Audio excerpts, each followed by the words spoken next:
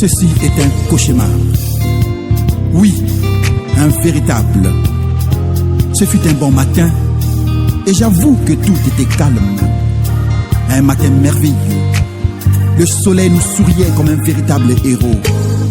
Le vent soufflait et tout était en parfaite harmonie.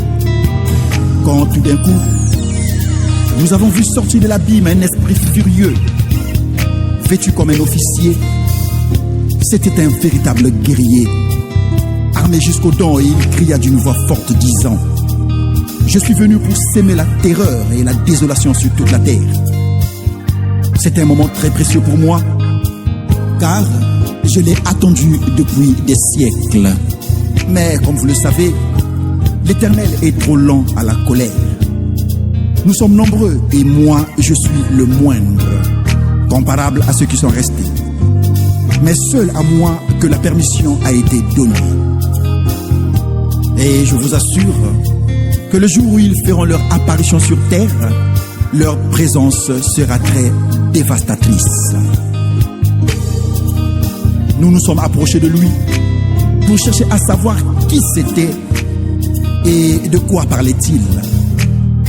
Il nous a répondu disant: je suis Corona. Et voyant que son nom avait 6 lettres, qui est le chiffre du monde, nous avons fini par comprendre que c'était vraiment sérieux. Tout le monde s'est approché afin de lui demander pardon pour qu'il ne frappe pas la terre. Mais il nous a regardé avec un air très furieux et hautain, disant: la terre est devenue trop sale et même pourrie. L'odeur de sa pourriture est arrivée jusqu'au ciel, et moi, je suis venu pour faire un coup de balai afin de la purifier. Il a regardé les grandes puissances de ce monde et il a dit: c'est à cause de vous que je suis ici. Car vous avez fabriqué des armes lourdes et puissantes pour terroriser les autres. Les faibles se confient en vous et sont tous maudits. Vous êtes passés pour des dieux et vous voilà confondus. Chacun veut prouver qu'il est plus fort que l'autre, et cela emmène des conflits et des guerres qui ne finissent jamais. Maintenant, plus de querelles entre vous. Venez et prouvez-moi que vous êtes vraiment fort. Il a regardé les riches et il a dit: c'est à cause de vous que je suis ici. Car après avoir amassé les richesses du monde, vous avez oublié votre Créateur au point de nier même son existence. Et maintenant, votre argent est incapable de vous délivrer de ma colère. L'Éternel est seul, c'est lui qui peut vous délivrer, s'il le veut. Il s'est approché des homosexuels et il a dit: c'est à cause de vous que je suis ici, car vous êtes des véritables crapules que j'aimerais faire disparaître de la surface de la terre. Il marchait en frappant la poitrine, disant: je suis venu pour mettre de l'ordre sur toute la planète, dans chaque pays, chaque ville ou village, et même dans chaque foyer, où l'immoralité, l'irresponsabilité, la malhonnêteté et autres battent le plein.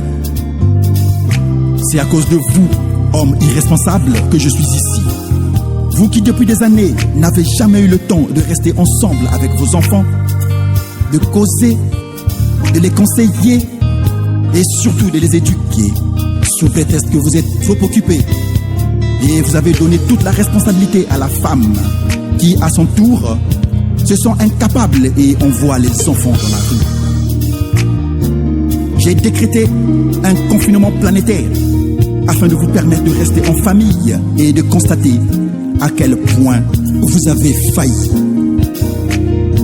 À vous les hommes et les femmes mariés, vous qui pourtant étiez déjà divorcés depuis des années, mais faisant croire aux gens que vous êtes toujours ensemble du fait de vivre sous un même toit, alors que vous êtes incapables de rester ensemble et de prouver l'un à l'autre que vous vous aimez.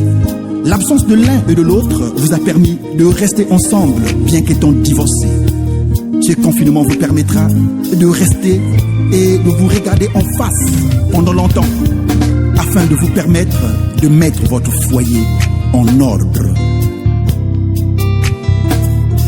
À vous les noctambules, vous qui avez oublié que la nuit est faite pour dormir, j'ai décrété un couvre-feu sur toute la planète afin de vous permettre de regagner un régime normal de la vie.